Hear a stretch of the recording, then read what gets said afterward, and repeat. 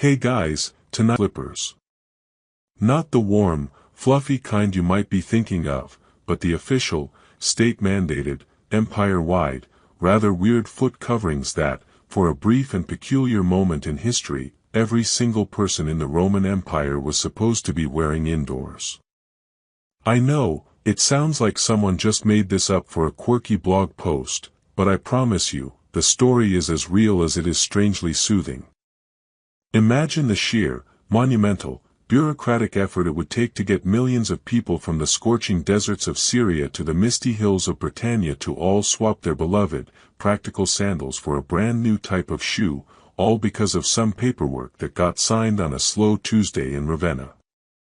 You would not have survived the administrative side of it, I can tell you that much. The memos alone would have broken you. So, before you get comfortable, take a moment to like the video and subscribe, but only if you genuinely enjoy what I do here. And maybe, as you're settling in, let me know in the comments where you're listening from and what time it is for you right now. A quiet evening in Manila, or perhaps a lazy afternoon in Reykjavik.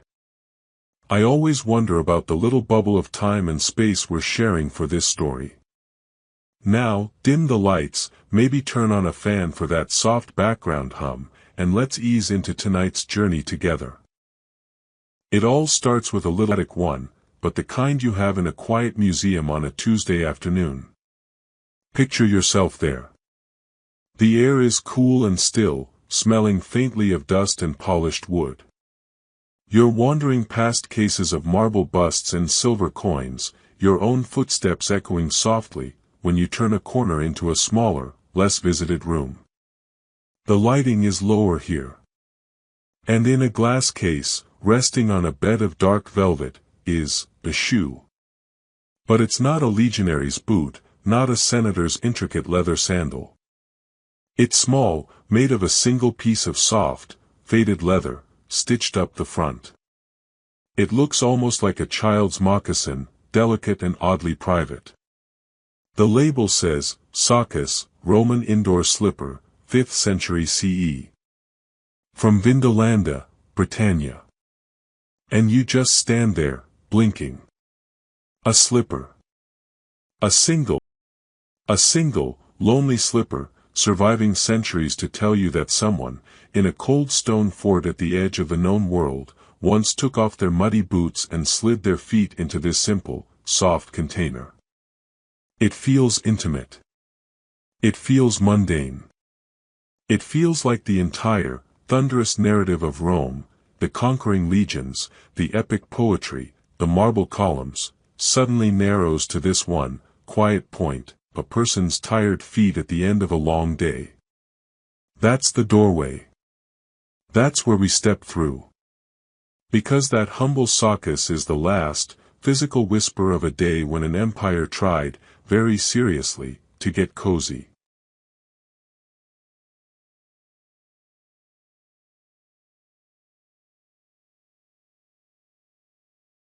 So, how does it choose?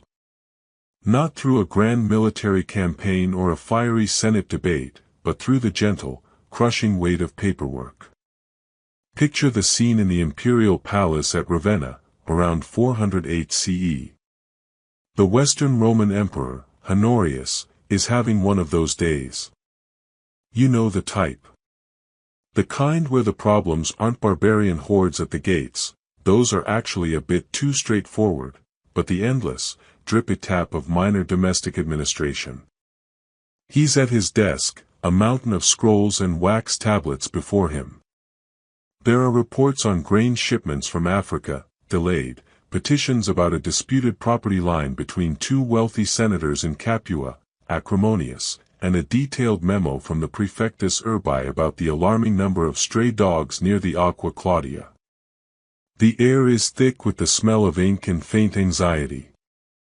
Honorius, a man not known for his decisive leadership, is just initialing things to make the pile go down. And then his chamberlain places another tablet before him. This one is about footwear. Specifically, a proposal from a rather earnest official in the Department of Public Works regarding the unhygienic and undignified practice of wearing outdoor sandals within the domestic sphere. The official argues, at great length, that tracking in the muck of the forum, a mixture of animal dung, discarded food, and general urban grime, onto the beautiful mosaic floors of Roman homes is an affront to civilization itself. He proposes a standard, simple, enclosed leather shoe for indoor use only. A soccus communis. A common slipper. Yes, his eyes glazing over, his mind already on his prized pet chicken named Rome, dips his stylus. He adds his mark. It's not a law born of visionary reform or deep cultural insight, it's a law born of a man wanting to get to his lunch. And just like that, with a scratch of metal on wax, the Edict on Indoor Footwear is official. The news would travel slowly, by courier on horseback, from Ravenna to the provincial capitals, from there to the local magistrates. Can you imagine the moment the town crier in some distant Gallic village stands in the forum, clears his throat, and announces not a new tax or a call to arms, but a shoe mandate? The baffled silence that must have followed is almost palpable. A popular historical event, like the crossing of the Rubicon, is dramatic. But this? This is the quiet, absurd machinery of an empire so vast it sometimes worried about what you wore on your feet in your own dining room. A lesser-known fact. The original edict allegedly included a provision about matching indoor hats for drafty villas, but a sensible scribe seems to have quietly crossed that part out before making the final copies. Historians still debate whether Honorius ever actually wore the slippers himself, or if he continued to pad around the palace in his embroidered silk socks, blissfully unaware of the sartorial revolution he had just decreed.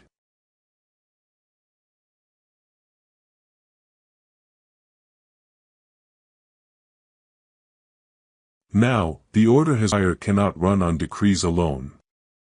It runs on workshops, on sweat, on the bewildered industry of thousands. So let's leave the quiet study in Ravenna and travel to the heart of the logistical beast, the Imperial Tannery and cobbler's quarters just outside Rome. Picture the scene as you approach. The smell hits you first, a potent, eye-watering mixture of curing hides, wood smoke, and lye. Instead of the rhythmic clang of a blacksmith's forge, you hear a softer, persistent chorus, the snip of shears, the slap of leather on stone, the low murmur of confused artisans. The foreman, a man named Gaius with permanently stained hands, has just received the specifications. He holds up a crude sketch. It shows a foot-shaped bag, closed on all sides, with a simple sole. The soccus, the courier had said. Thousands of them. Tens of thousands. For every registered citizen household, priority to the urban cohorts. Gaius stares. For his entire life, he and his team have made Calcei, the sturdy, open-sandaled boots of the Legionary, marvels of practical engineering with their hobnailed soles. He has crafted delicate solii, the elegant strapped sandals for patricians. But this is a sock with a sole. It feels like a step backwards, a surrender to softness. The first prototype is too tight, making the wearer's toes curl like a fist. The next is so loose it flaps like a dead fish with every step. They experiment with leather thickness, too stiff and it chafes, too supple and it wears out in a week. The workshop floor is weird-looking footgloves. It's a comedy of errors performed in a cloud of leather dust. A humorous detail from a fragmented guild record suggests they briefly tried lining a batch with rabbit fur, resulting in a product so irresistibly chewed upon by actual rabbits in storage that the idea was swiftly abandoned. They finally settle on a pattern, a single piece of tanned cowhide, softened in water, folded over the foot, and stitched up the front from toe to ankle, with a separate piece for the sole stitched on. It is, in essence, a primitive moccasin. The sheer scale is the true madness. Orders flood in from bureaucrats anxious to show compliance. Gaius has to source leather from Gaul, linen thread from Egypt, and hire every apprentice boy in the district.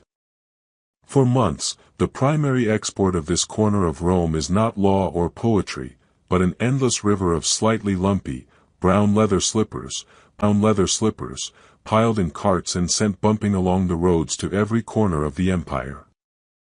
Historians still debate the economic impact of this sudden, massive diversion of the leather trade, with some arguing it caused a temporary but noticeable shortage of military-grade boot leather along the Rhine frontier. Imagine a Roman quartermaster there, staring at a crate of slippers when he asked for marching boots, sighing a sigh that has echoed through the ages.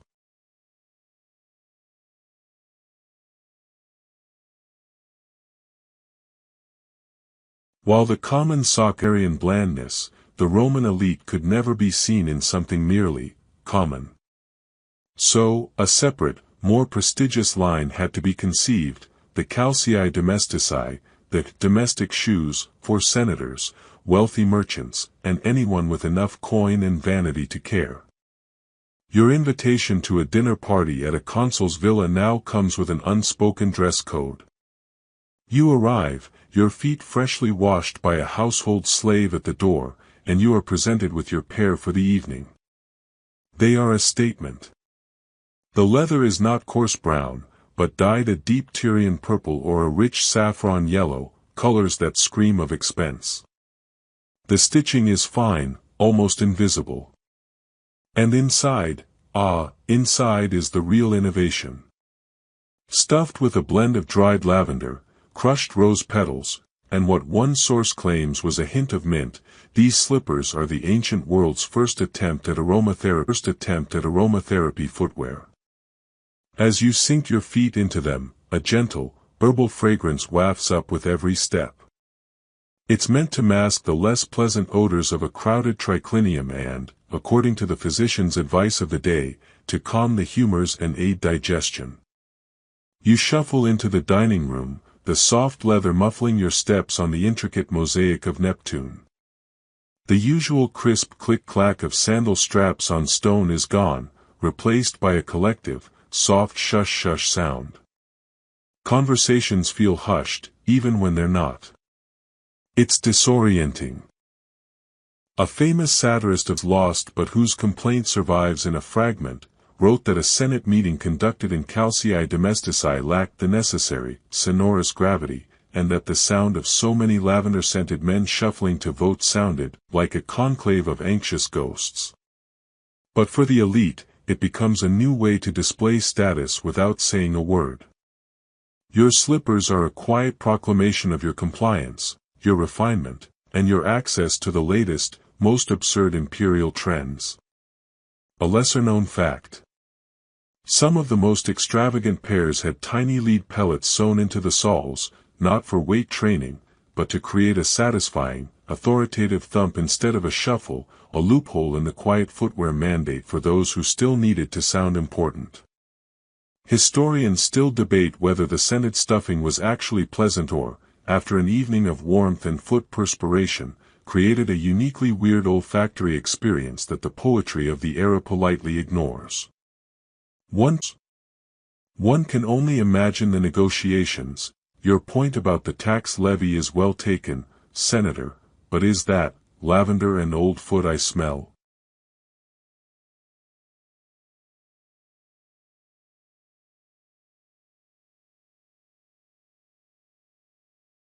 Now, let's travel frontier, where the edict meets reality in its most pragmatic form. You're a legionary stationed at Hadrian's Wall in Britannia. Your world is made of grey stone, damp wool, and the constant, misty chill that seeps into your bones. Your standard-issue Calcei, those open sandal boots, are brilliant for marching on dry Roman roads. Here, they are a recipe for perpetually cold, muddy feet. So when the news of the indoor slipper mandate finally arrives, carried by a shivering courier on a soggy scroll, your first reaction might not be resentment, but a flicker of hope. Finally, perhaps, a sensible idea from the distant, sun-drenched capital. Something to wear inside the drafty stone barracks after watch. That hope lasts precisely until the supply wagon arrives and you are issued your military-grade soccus. You lift it from the crate. It is not soft leather. Soft leather. It is felt. Thick, dense, gray felt, molded into a vague foot shape and stiffened with some kind of gum resin. It feels less like a slipper and more like a small, defensive fortification for your foot. It has the flexibility of a wooden plank. Trying to bend it is an exercise in futility. The idea, from some quartermaster's warm office in Eboracum, was that felt is cheaper than leather and provides superior insulation against cold stone floors. And it does. But wearing them requires a specific, awkward shuffling gait, as if you are a man whose feet have been partially encased in clay. The humorous Camp Nick Wildfire, Castellum Digiti, the toe fort. Soldiers complain that they are louder than their sandals, producing a dull, thudding whump with each step. Yet, in the deep winter, a grudging acceptance sets in. That rigid felt does keep the numbing cold of the flagstones at bay. A legionary's letter found at Vindolanda, amid complaints about beer rations and a request for more socks, contains a line that never fails to amuse, and tell mother not to send the woolens, the army has given us fortifications for our feet. They are ugly, but my toes are not blue. It's a rare moment where imperial bureaucracy accidentally stumbles into something vaguely useful, even if the execution is laughable. Historians still debate the tactical impact, if any, of a garrison full of soldiers shuffling around in rigid felt shoes. Could they have responded to a surprise attack? They would have sounded like a slow, rhythmic avalanche of tiny pillows. But for those long, dark nights in a barracks, with the wind howling outside, the absurd toe fort became, for some, a weirdly appreciated piece of kit. The Empire gave you discipline, a wall, and a slipper that could probably stop a blunt arrow. Not a bad deal, all things considered.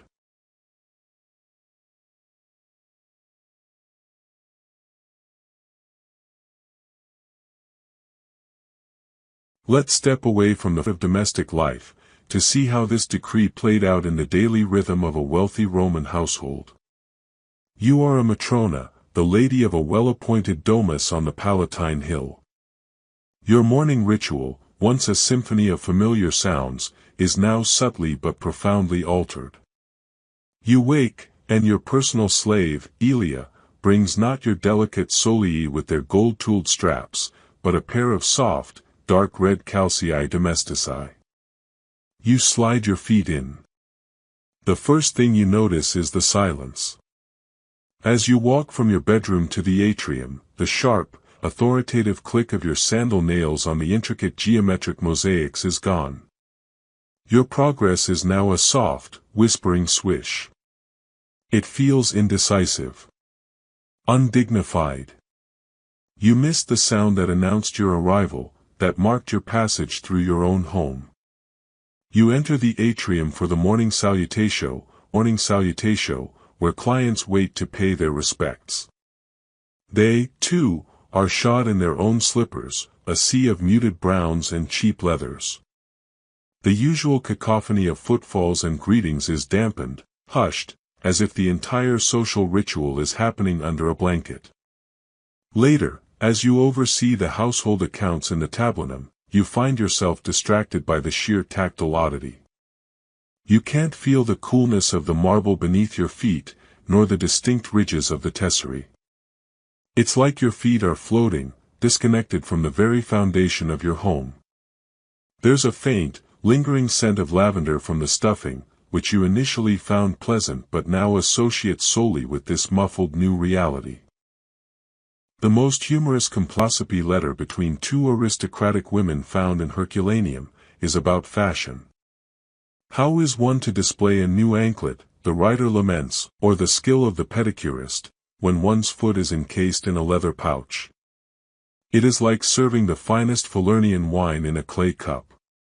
The slipper, for the Roman elite woman, was not just a practical nuisance, it was an affront to a whole language of social display that began at the ground level. Historians still debate whether this suppression of the sound of status contributed to an increase in other forms of conspicuous consumption, like more elaborate hairstyles or louder jewelry, to compensate for the quiet feet. You find yourself making more noise with your bangles, just to hear something familiar. It's a small, personal rebellion against the empire's quiet decree, played out in the gentle chime of gold on gold as you move through your now silent halls.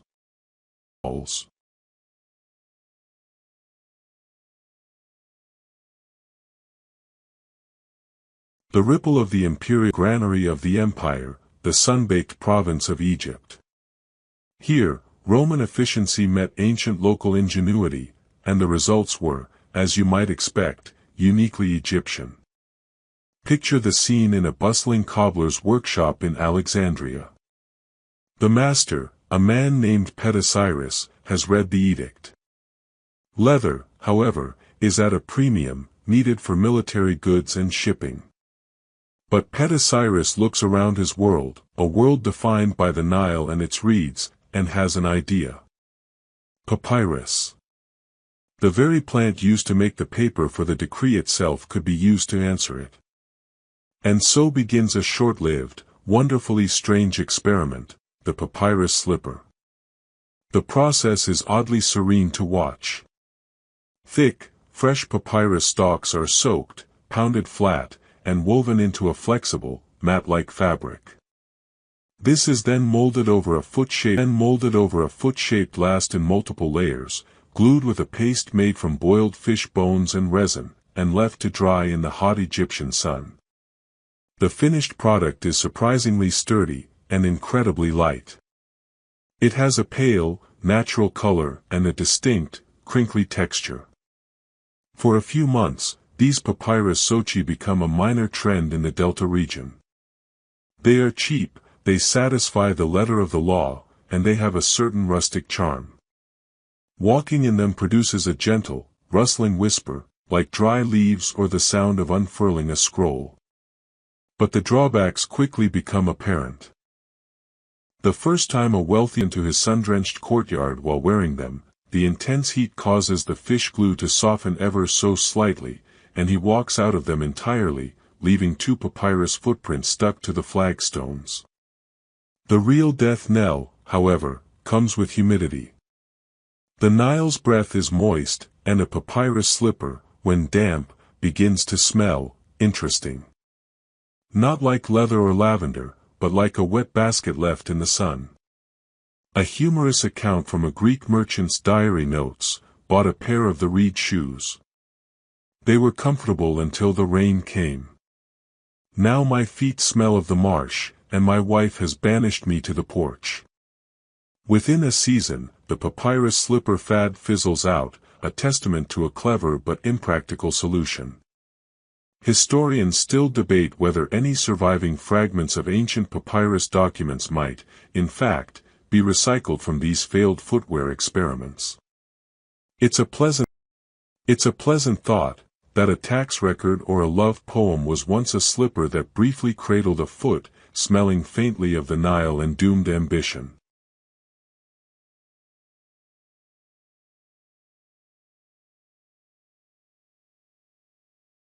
Of course, not mufflers with quiet resignation.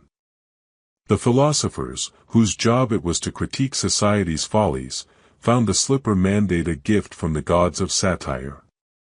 Picture the Stoa Poikile in Athens, or a crowded lecture hall in Rome. A cynic philosopher, his beard unkempt, his cloak threadbare, stands before his students. He holds up a standard-issue soccus, dangling it from one finger as if it were a dead rodent. Behold, he booms. The great achievement of our age. We have conquered the known world, bridged rivers with stone, and written laws that stretch to the heavens. And now, our crowning glory, we have silenced the human foot." He would then launch into a tirade about the honest sound of a man's step, arguing that the slap of a sandal on stone was a testament to transparency, to moving with purpose through the world. To muffle it was to embrace duplicity, to skulk and shuffle like a spy in one's own home. The Stoics, while less theatrically outraged, quietly disapproved on principle. To them, enduring cold floors or dirty mosaics was an exercise in minor discomfort, a training for the soul. Purposefully insulating oneself from such trivial hardships with a specially designed shoe was a step towards softness, a betrayal of their core tenet of austerity. A famous Stoic too slippers entirely, continuing to pace his study in bare feet even in winter, his steps echoing sharply, a living protest against imperial coziness. The humorous twist, recorded in a student's notes, was that his most passionate lecture on the virtue of enduring cold was delivered while his teeth were audibly chattering, undermining his point somewhat. Historians still debate whether this philosophical opposition had any real effect, or if it was merely the background noise of intellectuals being contrarian, as they often are. But their complaints crystallized the deeper cultural unease the slippers caused. This wasn't just about footwear, it was about a change in the soundscape of life, a move from the sharp, public, honest noise of the Republic to the soft, private, padded shuffle of a later, more inward-looking empire. The philosophers, in their own way, were listening to the footsteps of history, and they didn't like the new, quiet rhythm they heard.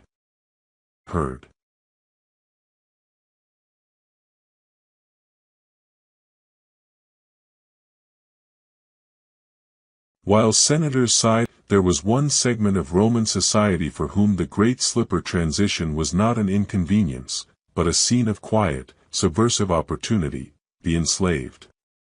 Picture the vast household of a wealthy family. The enslaved men and women who cook, clean, and serve never wore fine solii anyway. They often went barefoot indoors, or wore simple, crude scraps of leather tied to their feet. The Imperial Edict, in its bizarre way, suddenly brought footwear standards to their world. As the family grumbled about their new Calcei Domestici, the household staff were issued their own version, the soccus plebeius, a plain, undyed, minimally stitched version of the common slipper. To the outside observer, it was a mark of their station. But within the complex social microcosm of the servants' quarters, it became something else. For the first time, many had a dedicated, intact pair of indoor shoes. And they got to work. A cobbler enslaved in the household, a man with skills never acknowledged by his owner, would take the stiff, ill-fitting official issue and modify it. He'd soften the leather by working it with oil stolen from the kitchen. He'd add an extra layer of cloth inside scavenged from worn-out tunics for cushioning.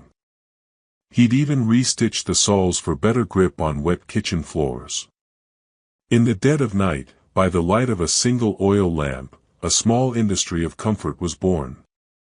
A humorous, poignant detail imagined from this scenario is the slipper swap.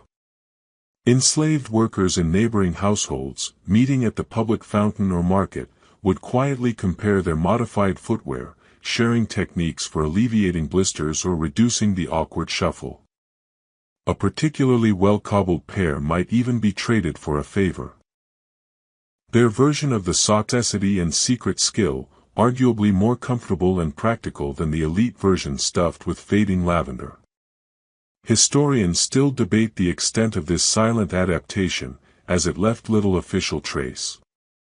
But it stands as a quiet testament to human ingenuity within constraint. While Rome obsessed over the symbolism and sound of the slipper, for those at the bottom, it was just material. And material could be made better, could be turned towards a small measure of personal comfort, in a world that offered very little. The soft shuffle of their modified slippers on the servants' stairs was a sound of quiet resilience, completely unnoticed by the family sleeping in their perfumed footbags upstairs.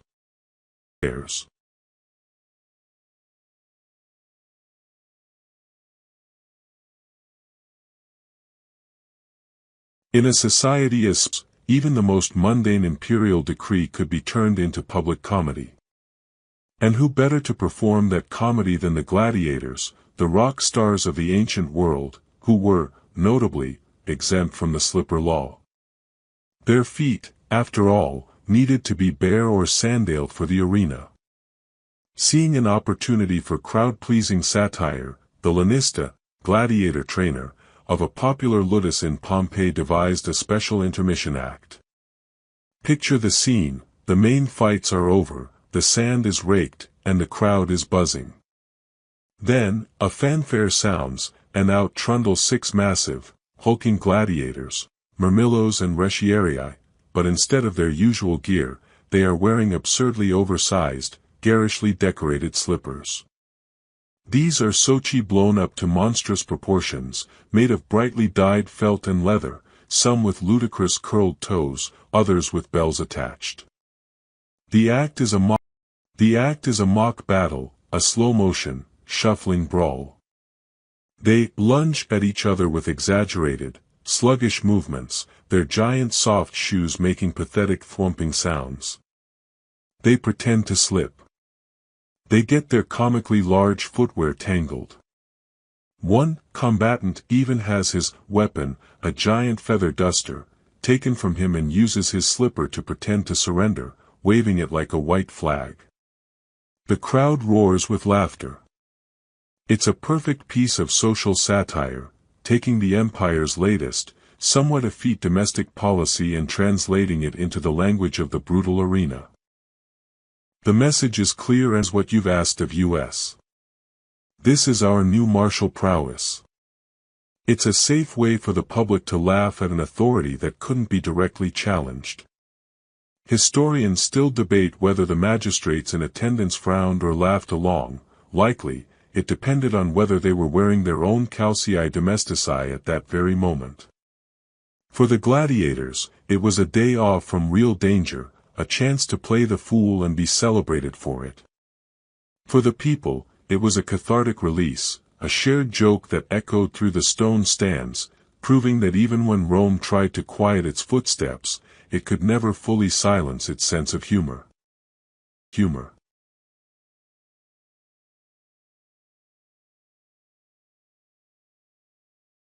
Beyond the barracks created a brand new, utterly bizarre economic niche, the slipper market. Forget spices or silk, for a few months, the hottest commodity in the forum of any major town was compliant indoor footwear. Picture yourself navigating the crowded market day in a provincial capital like Lugdunum. Amid the usual stalls selling pottery, olives, and cloth, a new section has sprung up. Canvas awnings shade piles and piles of slippers. Merchants, their voices hoarse from a novel sales pitch, stand before them. Genuine imperial design soccus, one hawks, holding up a pair that looks suspiciously like poorly tanned goat skin. Blessed by the vestals for comfort, cries another, whose wares are clearly just cut down, repurposed old boots with the tops folded over. The air is thick with the smell of new leather, dye, and blatant opportunism. You, as a conscientious citizen trying to follow the law, have to navigate this minefield of quality. One pair falls apart in your hands as you examine the stitching. Another is so small you couldn't fit a child's foot inside. A third is oddly sticky. The market is a chaotic reflection of the empire's struggle to standardize something as personal as a slipper. The humorous reality, noted in a merchant's ledger from Ostia, was the rise of slipper tasters, not actual tasters, but savvy slaves sent by wealthy households to test the merchandise. They would walk a few paces, judging flexibility, sole thickness, and whether they made an embarrassingly loud squeak. Haggling takes on a new dimension. You call this lavender stuffing? This smells like old hay. For that price, I expect the leather to actually come from a cow, sir. Historians still debate the short-term inflation this caused in low-grade leather and felt, with some evidence suggesting a run on materials that briefly impacted other leather goods, like water skins and simple pouches. It was a bubble, pure and simple. An empire-wide, state-mandated bubble in household footwear. And like all bubbles, it was sustained not by real need, but by the faint anxiety of a decree and the cleverness of those looking to make a quick sestertius from the collective, shuffling confusion.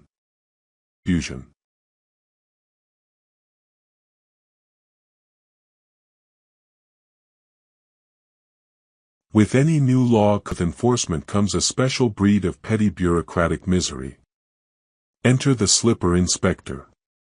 This wasn't a dedicated position, no one had slipper prefect on their diploma, but a duty foisted upon a low-level official, perhaps a junior lictor or a clerk from the edile's office. His job: conduct random spot checks in homes and businesses to ensure indoor footwear compliance. Can you imagine a more thankless task? Picture this official, let's call him Marcus, standing awkwardly in the vestibule of a moderately successful baker's home. He carries a wax tablet and wears an expression of profound weariness. The baker, flour still dusting his forearms, has been pulled from his ovens. A routine inspection, in the name of the Emperor's Edict on Indoor Footwear, Marcus recites, his tone flat. He doesn't want to be here. The baker certainly doesn't want him here. The baker's wife shoots daggers from the hallway. Marcus asks them to lift their tunics, just enough to reveal their feet. He notes the footwear. The baker is wearing the correct soccus, though it's stained with something dark and doughy. His wife, however, is in her old house sandals.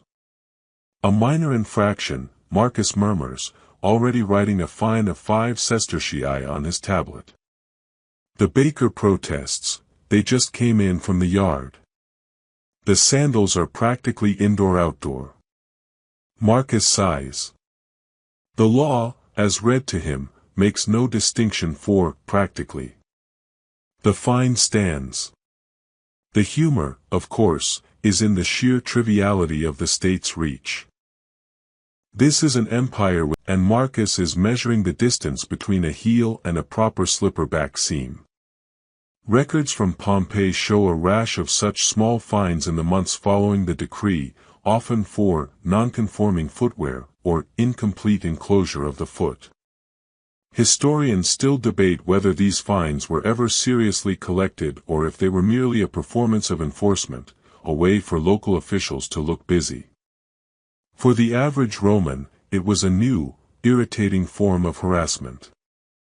You couldn't even be comfortable in your own home without the potential for a government agent to critique your choice of foot covering.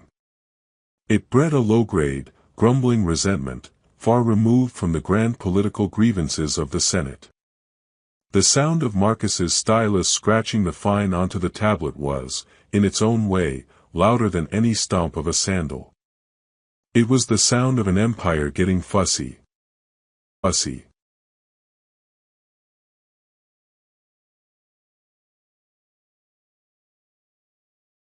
In any era, actual justification, and the slipper mandate found a most unlikely champion in the medical community.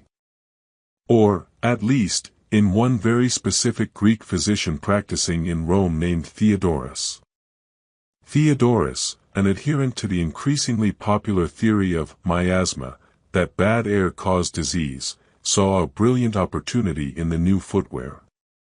He penned a short, earnest treatise titled On the Humoral Benefits of the Enclosed Soccus.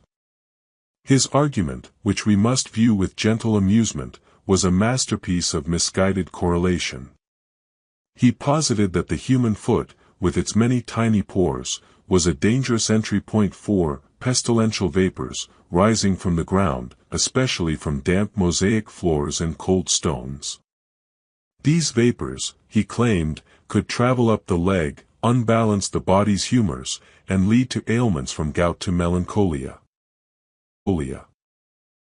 The enclosed slipper, not a bureaucratic whim, but a vital public health measure. It acted as a humoral seal. The lavender stuffing wasn't just for smell, it emitted calming, dry effluvia that counteracted the damp, chaotic miasmas. The treatise even suggested specific herbs for different temperaments, mint for the overly choleric, rose for the sanguine, and a dash of ground wormwood for those prone to phlegm. It was utter nonsense, of course, but it was fashionable, pseudo-scientific nonsense that gave the elite a reason to feel medically advanced as they shuffled about. A humorous footnote from a rival doctor's rebuttal, which mostly complained about Theodorus stealing his clients, sniped, by his logic, we should also wear enclosed bags upon our heads, lest bad ideas enter through the ears. Though for Theodorus, this may be too late. Historians still debate whether Theodorus was a true believer or a cunning opportunist who saw a chance to become the official physician to a sandalless aristocracy. Regardless, his theory provided a perfect, respectable veneer for the edict. Now, wearing your slippers wasn't just about obeying Honorius, it was about protecting your very health from the invisible threats lurking in your own beautifully tiled floors. It was hygiene theater, 5th century style.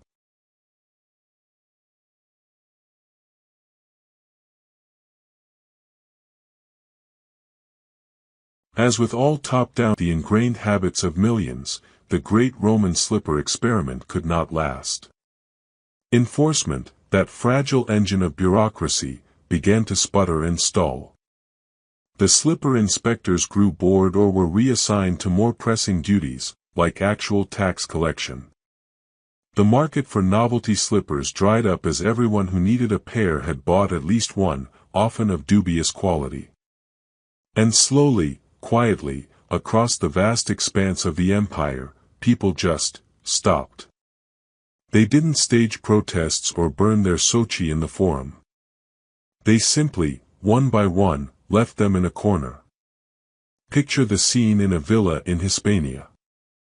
The master of the house, months after the decree, walks from his bedroom to his study.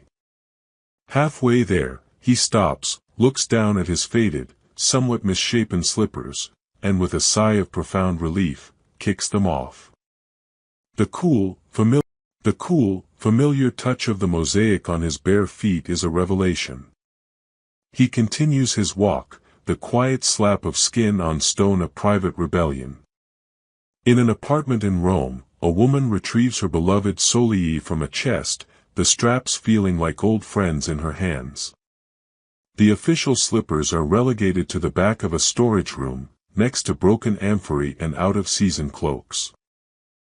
They are not discarded, a silent testament to a passing whim. The military, ever practical, was likely the first to officially ignore the rule, their rigid castellum digiti left to mildew in supply depots. The humor lies in the silence of this reversal. There was no repealing edict, no grand announcement.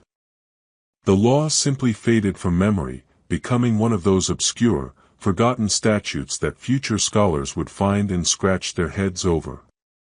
Historians still debate the exact timeline, but it seems the slipper's reign lasted perhaps a year, maybe 18 months, just long enough to be annoying, but not long enough to become tradition. The empire moved on to other concerns, like defending its borders, leaving behind a silent, continent-wide closet of barely used, slightly weird leather pouches.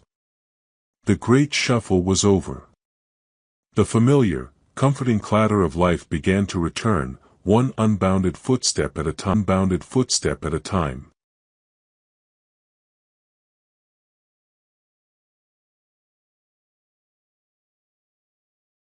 So we began, not in a bustling forum or a drafty palace, but in a quiet museum, under soft light.